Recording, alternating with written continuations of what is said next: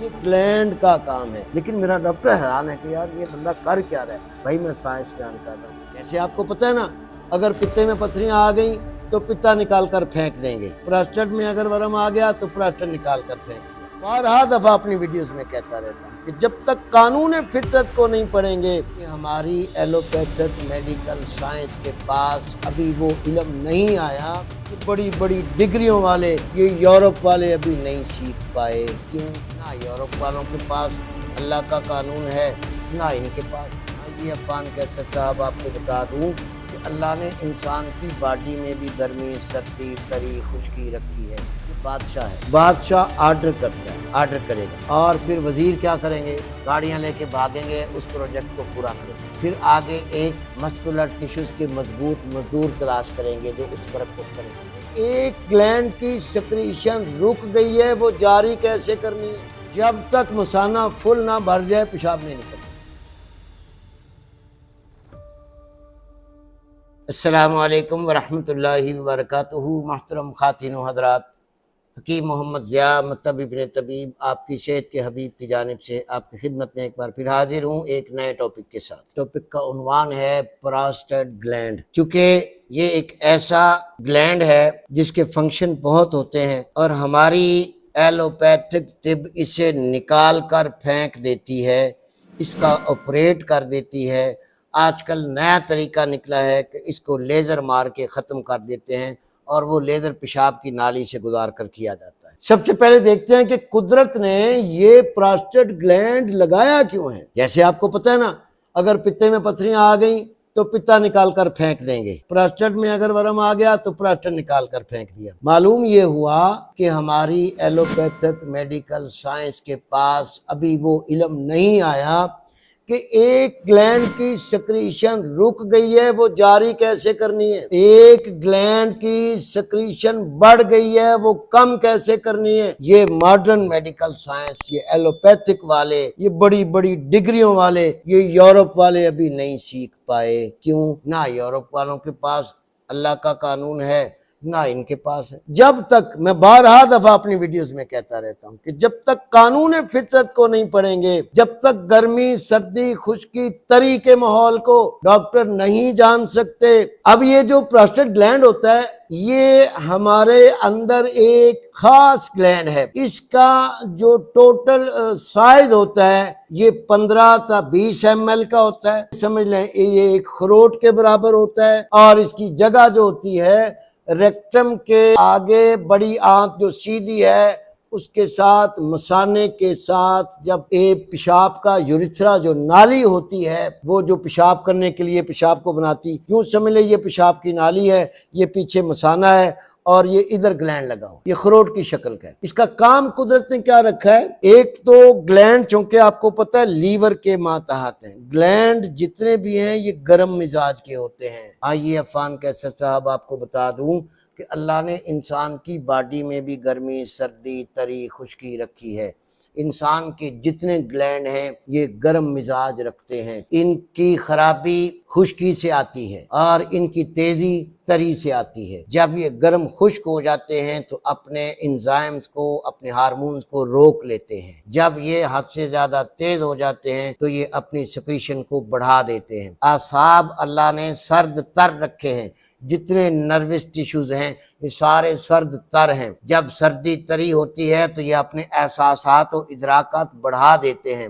جب تری گرمی ہوتی ہے تو یہ اپنے احساسات و ادراکات کم کر دیتے ہیں. اور اسی طرح مسکولر ٹیشوز آپ کی حرکت کو برقرار رکھتے ہیں. جتنے آپ کے مسل اور آپ کے مسکولر ٹیشوز مضبوط ہوں گے اتنی آپ کی باڈی مضبوط ہوگی. اور یہ خشک سرد یا خشک گرم مزاج کے ہوتے ہیں. اب یہ 15 تا 20 ml ہوتے ہیں، خروٹ جتنا ہوتا ہے، پیشاب کی نالی کے پیچھے ہر صورت میں چاروں طرف سے لپٹا ہوتا ہے. اس کے اندر سے یوریتھرا پیشاب کی نالی گزرتی ہے تو اسے پتہ نہیں چلتا، یہ ٹھیک ہے. جب پیشاب کی تھیلی بھر جاتی ہے تو اعصاب پھر مثانے کے عضلات کو، مسکولر ٹیشوز کو حکم دیتے ہیں کہ یہ خارج کر دو، کیونکہ اعصاب خارج نہیں کر سکتا، یہ آرڈر دے سکتا ہے. کبھی بادشاہ نے بھی کوڑے والی بالٹی اٹھائی ہے؟ یہ بادشاہ ہے ڈاکٹر صاحب، یہ بادشاہ ہے. بادشاہ آرڈر کرتا ہے، آرڈر کرے گا، اور پھر وزیر کیا کریں گے؟ گاڑیاں لے کے بھاگیں گے، اس پروجیکٹ کو پورا کریں گے۔ پھر آگے ایک مسکولر ٹیشوز کے مضبوط مزدور تلاش کریں گے جو اس ورک کو کریں گے۔ دماغ نے آرڈر دیا، دل نے مسکولر کو قوت دی، خون بگایا، اور مثانے کے جتنے مسل ہیں اس کے اندر وہ ایسے اکٹھے ہوتے ہیں۔ زور لگاتے ہو نا پیشاب کرنے کے لیے، یہ جو زور لگتا ہے دماغ نہیں لگاتا، یہ آپ کے عضلات مسکولر ٹیشو زور لگاتے ہیں، ایسے مثانہ نچل گیا۔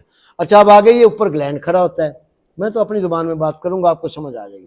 یہ اوپر گلینڈ کھڑا ہوتا ہے، اب یہ گلینڈ کا کام ہے کہ جب مسکولر ٹیشو زور لگائیں، پیشاب پورا بھر جائے، آرڈر آ گئے، سگنل آ گئے، پیشاب جاری کرنا ہے، یہ پھر ایسے آرام سے نا، ایسے یہ اس طرف والا ادھر کو کھل جاتا ہے، اس طرف والا ادھر کو، پیشاب کی نالی آرام سے اپنا پیشاب خارج کر لیتی ہے۔ جب پیشاب خارج ہو جاتا ہے بعد میں ایسے ایسے جھٹکے لگا لگا کہ مرد عورت دونوں پیشاب نکالتے کچھ رہ نہ جائے، جب اٹھتا ہے تو یہ گلینڈ اپنا دوبارہ واپس آ کے ایسے بند ہو جاتا ہے۔ اب دوبارہ پیشاب سٹور ہونا شروع ہو گیا، اب یہ نکلے گا نہیں، جب تک مثانہ فل نہ بھر جائے پیشاب نہیں نکلتا۔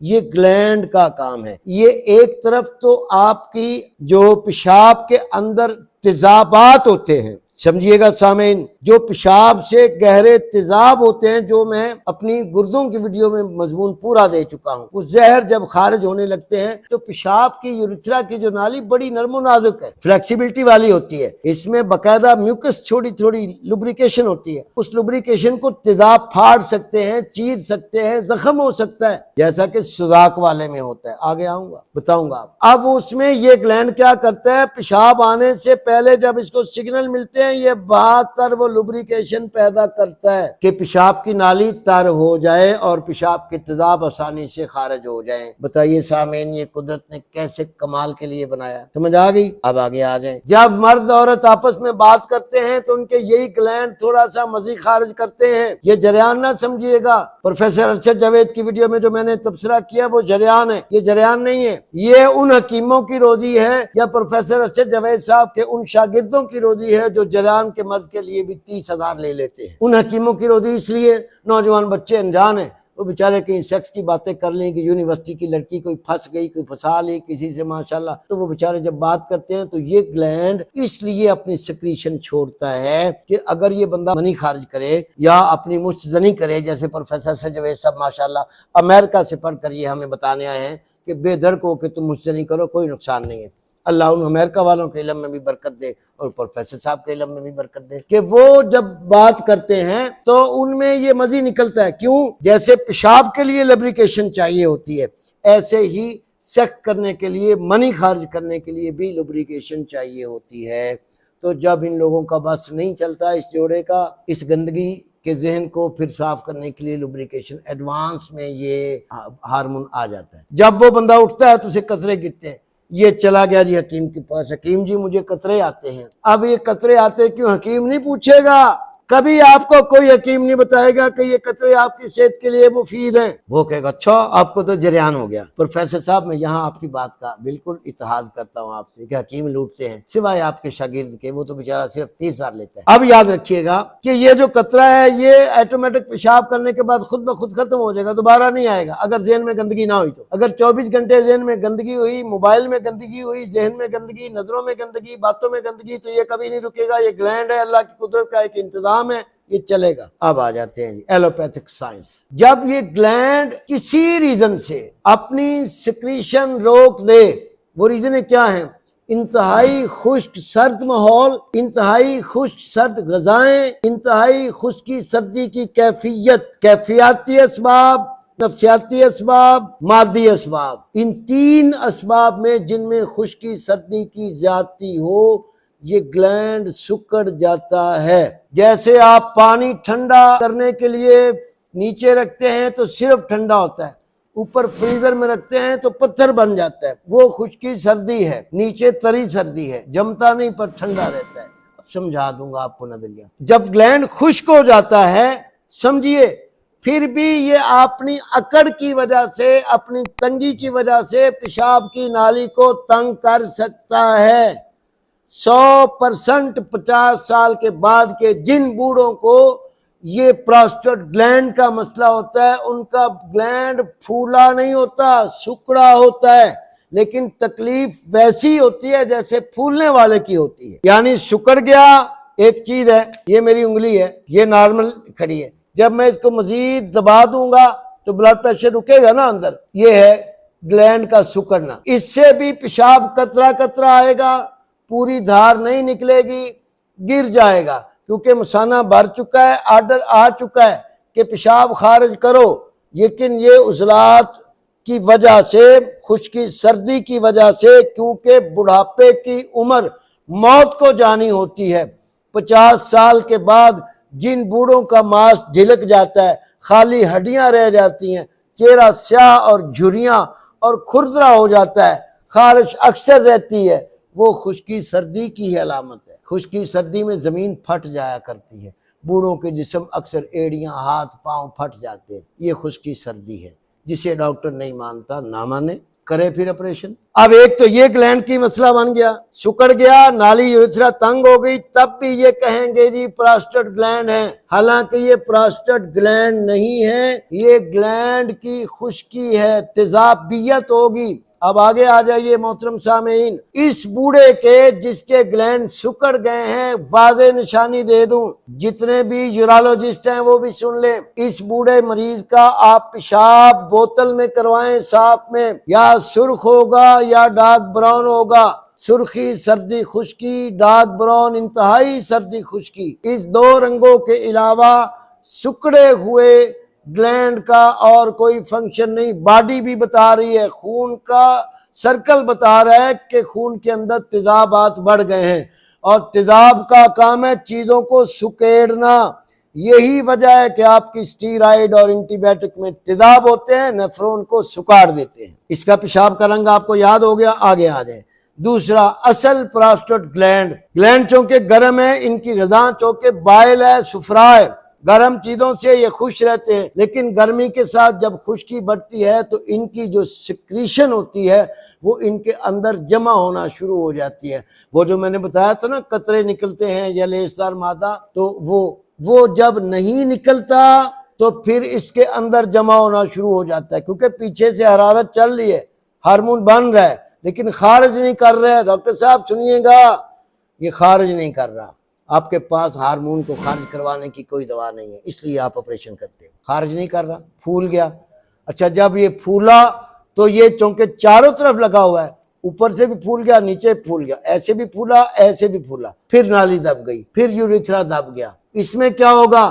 پیشاب اسی طرح قطرہ قطرہ ہی آئے گا، پیشاب کی حاجت زیادہ ہوگی، آئے گا کم، رنگت زرد ہوگی، اس میں سرخی نہیں ہوگی، ڈارک یلو کلر کا پیشاب ہوگا۔ سامعین محترم، مطب ابن طبیب حکیم محمد ضیاء آپ سے موتبانہ گزارش کرتا ہے، خدا کے لیے جو نظریہ مفردہ کو نہیں سیکھے وہ سیکھو، جہاں سے بھی سیکھنا ہے۔ کروڑوں روپے سالانہ آپ کی بیماریوں کے بچ جائیں گے، دوائیوں کے بچ جائیں گے۔ غدود پھول گیا، اسے کہتے ہیں پراسٹیٹ گلینڈ، یہ حقیقت ہے۔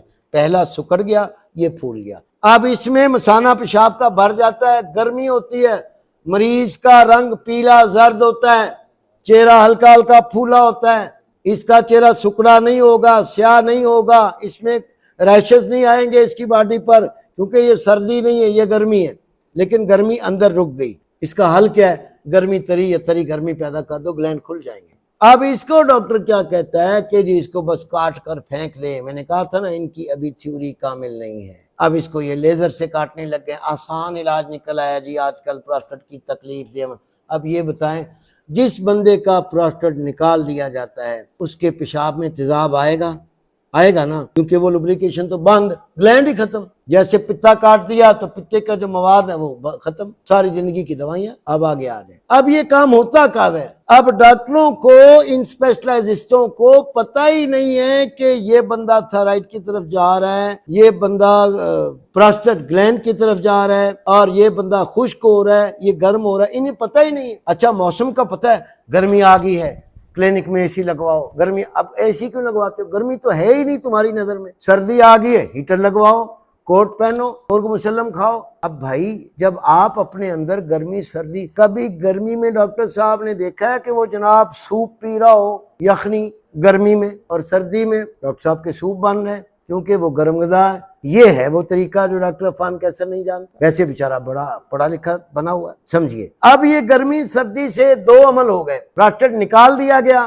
اگر اس کو بر وقت نہ جانچا جائے، بر وقت نہ پکڑا جائے، ٹھیک نہ کیا جائے تو یہی پیشاب بیک بلو مارتا ہے۔ طب یونانی میں اسے تسمم بول کہتے ہیں۔ پیشاب کا زہر آپ کے گردوں میں جا کر نیفرون کو ڈیمیج کرتا ہے، گردے بھی ڈیمیج ہوتے ہیں۔ اگر اور پیچھے چلا جائے تو آپ کو جگر کا کینسر ہوتا ہے۔ اب سمجھے آپ، جگر کا کینسر کوئی بلا ہے؟ کوئی بلا نہیں ہے، کینسر کوئی بیماری نہیں ہے۔ کبھی ویڈیو لاؤں گا، بہت بڑی تیاری کر رہا ہوں میں اس پر۔ کینسر کوئی بیماری نہیں ہے، صرف پیسے بنانے کی ایک نام نہاد کتاب ہے کینسر، کچھ بھی نہیں ہے۔ کینسر ہمارے ہاں روز ہوتا ہے، ہر بندے میں روز کینسر بنتا ہے، یہ میں بتاؤں گا آپ کو۔ اب یہ آگے بڑھ گیا، وقت پہ علاج نہ ہوا تو کینسر۔ اب یہ بیچارے نکالتے کیوں ہیں؟ کہ ان کے پاس اس کا حل نہیں۔ ان کو پتا ہے کہ اگر یہ پراسٹیٹ گلینڈ نہ نکالا تو اس کے گردے بھی اڑ سکتے ہیں، اس کو کینسر بھی ہو سکتا ہے، جانتے ہیں بیچارے، اس لیے بیچارے وہ اس کو رگڑا لگاتے ہیں۔ تو میری درخواست یہ ہے، پراسٹیٹ گلینڈ کے اندر تیسری صورت میں بتا رہا ہوں، دو تو میں نے بتا دی ہے نا، امریکہ اور یورپ نے صرف ایک ہی بتائی ہے، اس کا علاج کرو، کاٹ کے پھینک دو، کوئی علاج نہیں ہے۔ میں نے کہا سکڑنا اور ہے، پھولنا اور ہے۔ تیسری کنڈیشن بھی ہوتی ہے، جب نروس ٹیشوز تیز ہو جاتے ہیں، جب حد سے زیادہ حساسیت بڑھ جاتی ہے، جسم میں کچا خون نروس ٹیشوز کی زیادتی ہو جاتی ہے، نمکیات جسم میں کم ہو جاتے ہیں، پھول کر یہ پانی کی طرح ہو جاتا ہے، ڈھیلا ربڑ کی۔ اس سے کیا ہوتا ہے؟ بوڑھے بندوں کو ہر وقت ہی پیشاب آ رہا ہے، جتنا بنتا ہے اتنی حاجت ہو جاتی ہے۔ الٹرا ساؤنڈ کراتے ہیں، پراسٹیٹ گلینڈ تو کچھ بھی نہیں، ٹھیک ہے، نارمل ہے۔ اب وہ نارمل الٹرا ساؤنڈ میں تھوڑی نظر آنا ہے، وہ نبض سے چیک ہونا ہے، وہ چہرے سے چیک ہونا ہے، وہ پیشاب کی رنگت سے۔ ایسے بزرگ آدمی کو، ایسے مریض کو پیشاب بالکل ہلکا یلو یا نیلا پن، گرین پن یا بالکل وائٹ آئے گا، اور کھل کر آئے گا، قطرہ قطرہ نہیں ہے، کھل کر آئے گا، لیکن دھار پھر بھی نہیں لگے گی۔ کیوں؟ کیونکہ ایک تو عضلات اتنے کمزور ہیں مثانے کی کہ وہ دور پیشاب نہیں پھینک سکتے، دوسرا یہ گلینڈ کے عضلات اتنے تر ہو گئے، ڈھیلے ہو گئے۔ جیسے ایک بندے کو 12 گھنٹے پانی میں بٹھا دو، اس کی جلد باہر نکال کے دیکھنا کیسی ہو گئی ہے، یہ کہتے ہیں تری اثر کر گئی، سردی اثر کر گئی۔ ایک بندے کو 12 گھنٹے کیچڑ والی مٹی میں دباؤ، اس کا جسم باہر نکال کے دیکھنا کیسے پھٹتا ہے، پتہ چلا سردی کیا ہے۔ اب میری عوام تو ہنس رہی ہے، لیکن میرا ڈاکٹر حیران ہے کہ یار یہ بندہ کر کیا رہا ہے۔ بھائی میں سائنس بیان کر رہا ہوں۔ آپ کی ماڈرن میڈیکل سائنس میں سب سے پہلے بتایا جاتا ہے کہ سردی سے چیزیں سکڑتی ہیں، گرمی سے چیزیں پھیلتی ہیں، اور تری سے چیزیں پھولتی ہیں، ہوا سے چیزیں اڑتی ہیں۔ نبض اونچی ہوگی تو گیسز ہوں گے، ہوا ہوگی، نبض بیٹھی ہوگی تو پانی ہوگا، رطوبتیں ہوں گی، نبض درمیان میں ہوگی تو گلینڈ کا ورم ہوگا۔ یہ ہے حکیموں کی نبض۔ کسی ڈاکٹر نے نبض پہ بحث کرنی ہو تو سر بازار بلا لیں۔ اور میرا ارادہ ہے کہ پروفیسر ارشد جاوید صاحب، فارغ التحصیل آف امریکہ، بانی سیکس تھراپی اور شادی اور سیکسالوجسٹ اور نفسیالوجسٹ، انشاءاللہ انہوں نے کہا ہے کہ یہ نبض سب بکواس ہے، انشاءاللہ نبض پر جواب دوں گا۔ امید ہے میں نے آپ کو کچھ شہید رکھی نہیں ہے۔ ہاں، اس معاملے میں اگر کسی دوست نے کوئی سوال کرنا ہو، آپ کے سوالوں کا جواب میں پہلے دے دیتا ہوں۔ خدا کے لیے پراسٹیٹ گلینڈ کینسر کا سبب ہے، پراسٹیٹ گلینڈ گردوں کے فیلئر کا سبب ہے۔ پراسٹیٹ گلینڈ آپریشن ہونے سے پہلے جانچ کروا لیں اور اس کا ٹیسٹ کرواتے رہیں، یا کسی اچھے طبیب سے آپ مشورہ کرتے رہیں تو آپ بچ سکتے ہیں۔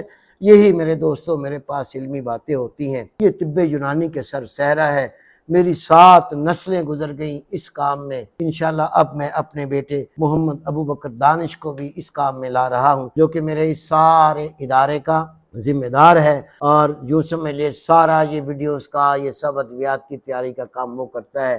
میں آپ سے درخواست کروں گا کہ میرے بچے کے لیے دعا کیجئے کہ وہ اللہ اسے علم حقیقی سے نوازے اور مجھ سے کہیں زیادہ عزت پائے، آمین۔ آپ احباب سے گزارش ہے، آپ کے جتنے سوالات ہوں آپ ترتیب سے لکھ کر بھیجا کریں۔ آپ کے سوالوں کے جواب کی جس کی ویڈیو بنے گی میں اس کی ویڈیو بنا کے جواب دوں گا، جس کو ویسے جواب دینا ہوگا وہ میں جواب دے دوں گا۔ کچھ دوست ناراض ہوتے ہیں کہ جی حکیم صاحب جلدی جواب نہیں دیتے۔ محترم، میں بھی بزی ہوتا ہوں، ایک بندہ ہوں، آپ جیسے لاکھوں لوگ جب سنتے ہیں تو سر سوالات دیتے ہیں، میں اپنے کام بھی کرنے ہوتے ہیں، ادویات بھی دینی ہوتی ہیں، مریض بھی چیک کرنے ہوتے ہیں، پھر میں نے کون سا کسی میڈیکل ریپ سے دوا لینی ہوتی ہے، میں نے کون سا AC لگوانے ہیں کسی فارماسسٹ کمپنی سے، میں نے اپنے ہاتھوں سے رگڑنی ہے، اپنے ہاتھوں سے بنانی ہے، آپ کے لیے تیار کرنی ہے، پھر یہ محنت ہوتی ہے۔ السلام علیکم ورحمۃ اللہ وبرکاتہ۔